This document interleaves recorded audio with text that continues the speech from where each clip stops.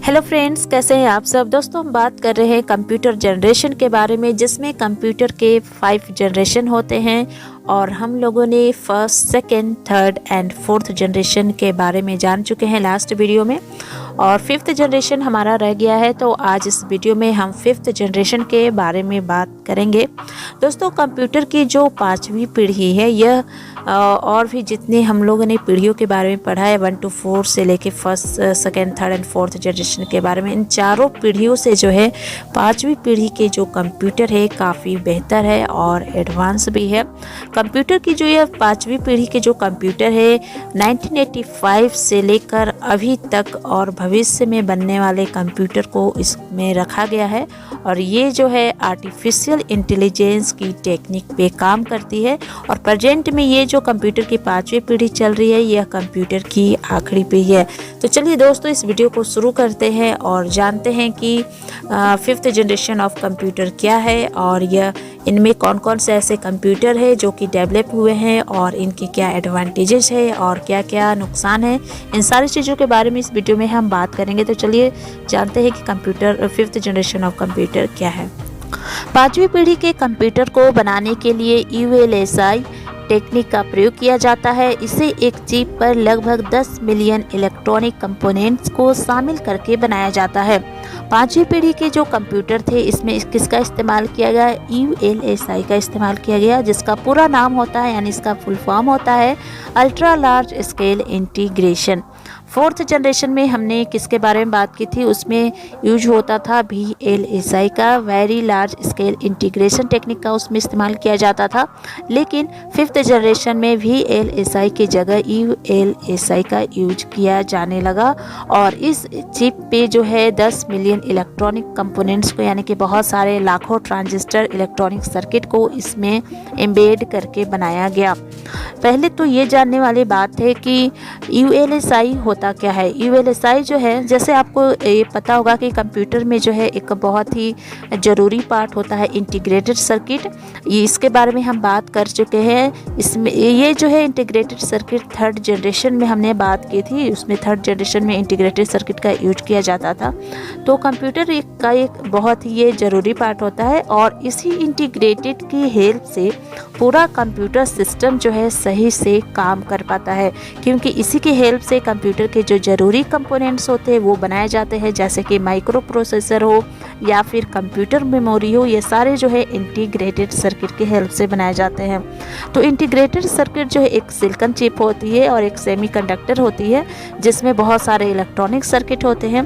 तो उसी तरह से ULSI भी जो है एक इंटीग्रेटेड सर्किट होती है, और यह सिलिकॉन से बनी होती है और यह सेमीकंडक्टर होती है। और इस ULSI में जो है इलेक्ट्रॉनिक सर्किट जो होते हैं वो बहुत ज़्यादा होते हैं, यानी कि इसके जो नंबर्स होते हैं, यानी कि नंबर्स ऑफ जो इलेक्ट्रॉनिक सर्किट होते हैं बहुत ज़्यादा होती है कंपैरिजन टू इंटीग्रेटेड सर्किट और VLSI। तो ULSI जो है, इसमें बहुत सारे नंबर्स होते हैं ट्रांजिस्टर के, इसलिए ये बहुत ही फास्ट काम करते हैं। और ULSI के हेल्प जो इसके हेल्प से जो है कंप्यूटर की जो पावर है वो काफ़ी बढ़ जाती है। कंप्यूटर की जो कैलकुलेशन करने की जो पावर है, कैलकुलेशन पावर जो है काफ़ी बढ़ जाती है, और ये जो है बहुत ही कम सेकंड में जो है बहुत ही मिलियंस ऑफ ऑपरेशन करते हैं, बहुत ही फास्ट काम करते हैं। तो इसलिए जो है 5th जनरेशन के कंप्यूटर जो है पहले के चारों पीढ़ियों से जो है काफ़ी फास्ट काम करने लगे। चलिए अब आगे बात करते हैं। इस जनरेशन में कृत्रिम बुद्धिमत्ता, जिसे हम AI यानी कि आर्टिफिशियल इंटेलिजेंस की हेल्प से voice recognition and image control काम करने का जो तीव्र गति से काम किया गया। आर्टिफिशियल इंटेलिजेंस क्या होता है? आर्टिफिशियल इंटेलिजेंस जो है एक मशीन है, जो एक मशीन में सोचने, समझने और डिसीजन लेने की जो कैपेसिटी होती है, जो कैपेबिलिटी होती है, उसको वो डेवलप करता है। तो आर्टिफिशियल इंटेलिजेंस जो है एक ऐसा दिमाग बनाया जाता है जिसमें कंप्यूटर सोच सके। कंप्यूटर का ऐसा दिमाग जो इंसानों की तरह सोच और समझ सके, उसे हम आर्टिफिशियल इंटेलिजेंस कहते हैं। तो इस आर्टिफिशियल इंटेलिजेंस की हेल्प से वॉइस रिकॉग्निशन को लाया गया इस 5th जनरेशन में। वॉइस रिकॉग्निशन क्या होता है ये आपको मालूम होगा, और इसे आपने अपने लाइफ में ज़रूर यूज किया है। तो पहले तो ये जानते हैं कि वॉइस रिकॉग्निशन जो एक सॉफ्टवेयर प्रोग्राम होता है और ये जो है ह्यूमन की वॉइस को डिकोड करने की कैपेसिटी होती है। इसमें जो हम जो बोलते हैं उसे वो उस वॉइस को जो है डिकोड करता है। जैसे कि वॉइस रिकॉग्निशन का आमतौर पे यूज होता है जैसे कि कमांड करने में, किसी भी डिवाइस को ऑपरेट करने में होता है, कमांड देने में होता है, या फिर कीबोर्ड माउस का उपयोग किए बिना लिखने या किसी भी बटन को दबाने के लिए किया जाता है। आमतौर पे आपने देखा होगा कि जब आप जैसे गूगल वॉइस है, आपको जब गूगल पे कुछ भी सर्च करना होता है, जैसे कि आप कंप्यूटर हो या फिर टैबलेट हो या फिर फ़ोन पर कुछ भी आपको सर्च करना हो तो आप बोलकर सर्च करते हो, या फिर कुछ प्रश्न पूछना है तो आप बोलकर उसमें प्रश्न करते हो। तो कंप्यूटर जो है जब आप बोलते हो तो आपकी वो इंस्ट्रक्शन को समझता है और उस इंस्ट्रक्शन को यानी कि उस स्पीच को वो टेक्स्ट में सटीक रूप से लिख देता है, तब जाकर वो आपको रिजल्ट प्रोवाइड करता है। इसके साथ ही इन कंप्यूटर का उपयोग अकाउंटिंग, इंजीनियरिंग, रिसर्चेस, डिफेंस आदि क्षेत्रों में किया जा रहा है। यानी कि 5th जनरेशन का जो कंप्यूटर है ये इतने फास्ट काम करने लगे, इसकी वजह से ये हर जगह जो है इनका यूज इस्तेमाल किया जाने लगा। 5वीं पीढ़ी के कंप्यूटर आकार में बहुत छोटे होते हैं और इन्हें आसानी से एक स्थान से दूसरे स्थान पर ले जाया जा सकता है। यूएलएसआई के आ जाने के बाद से 5वीं पीढ़ी के जो कंप्यूटर है इसका साइज इतना कम हो गया कि आप इन्हें कहीं भी ले जा सकते हैं। इस पीढ़ी के कंप्यूटर में C++, जावा, .NET जैसी हाई लेवल लैंग्वेज का प्रयोग किया जाने लगा। अगर हम इसके एग्जाम्पल की बात करें कि 5th जनरेशन में ऐसे कौन कौन से डिवाइसेस है जो कि डेवलप किए गए, जैसे कि डेस्कटॉप हो, लैपटॉप हो, memory book, notebook, Chrome book या फिर परम 10,000, ये सारे डिवाइसेस जो है आजकल आपको हर जगह हर घर में देखने को मिलते हैं, जिसका लोग काफ़ी यूज कर रहे हैं। चलिए अब हम 5th जनरेशन के एडवांटेजेस के बारे में भी जान लेते हैं कि इसके क्या क्या फ़ायदे हैं। फर्स्ट, इसका फ़ायदा यह है कि इस पीढ़ी के कंप्यूटर यूएलएसआई टेक्निक पर आधारित है, यानी कि इस जनरेशन में यूएलएसआई टेक्निक का यूज किया जाता है। सेकेंड है, 5वीं पीढ़ी के कंप्यूटर कम बिजली की खपत और कम गर्मी पैदा करती है और इस पीढ़ी के जो कंप्यूटर है इसमें बिजली की जो कंजम्पशन है वो कम होती है और इसमें जो है कम, जिसकी वजह से जो है इसके जो कंप्यूटर है 5th जनरेशन के वो कम गर्म होती है और इसलिए इसे एसी की ज़रूरत नहीं पड़ती है। पिछले जनरेशन में हमने यही देखा है कि उनके जो कंप्यूटर थे उस जनरेशन के काफ़ी गर्म हो जाते थे, जिनकी वजह से उन्हें एसी की ज़रूरत पड़ती थी, लेकिन 5th जनरेशन में एसी की आवश्यकता नहीं पड़ती है। 5वीं पीढ़ी के कंप्यूटर बड़े स्टोरेज की क्षमता रखते हैं और इस पीढ़ी के जो कंप्यूटर है इसमें काफ़ी स्टोरेज कैपेसिटी होता है जो कि बड़ी से बड़ी फाइलों को स्टोर कर सकते हैं।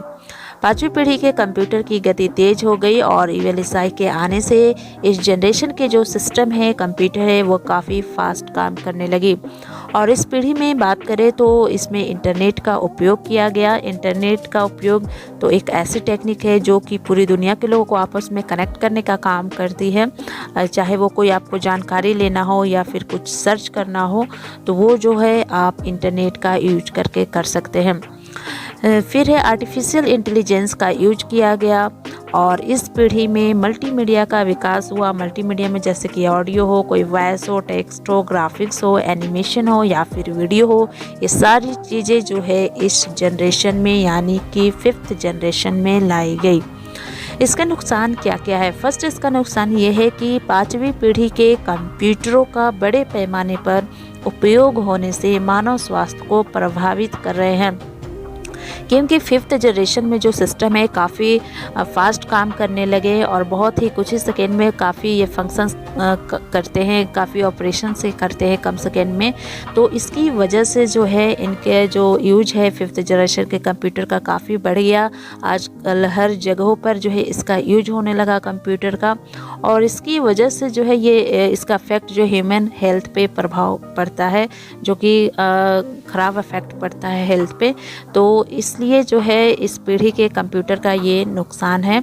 और कंप्यूटर कई मामलों में एक खतरा हो सकता है, क्योंकि कंप्यूटर सिस्टम का उपयोग करके विभिन्न प्रकार के साइबर अपराध किए जा सकते हैं। और इस 5th जनरेशन के आने के बाद से इतना कंप्यूटर का यूज बढ़ गया है, जिसकी वजह से कंप्यूटर में आपके पर्सनल जो डेटा होते हैं, जो डॉक्यूमेंट होते हैं, उसे भी हैक होने के चांसेस रहते हैं, डर रहता है। तो ये भी इसके नुकसान हैं।